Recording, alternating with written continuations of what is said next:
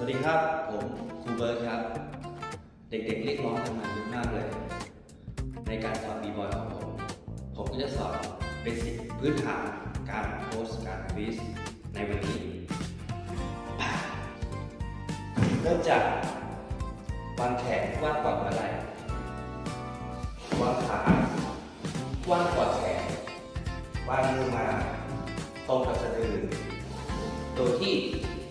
นิ้วโป้งชี้ขึ้นศีรษะถ้าเตรียมผมนับเป็น1 2 3ลงมาโดยที่ข้อศอกด้านขวาวางอยู่ท้องด้านขวาข้างๆสะดือลงไป4หันศีรษะ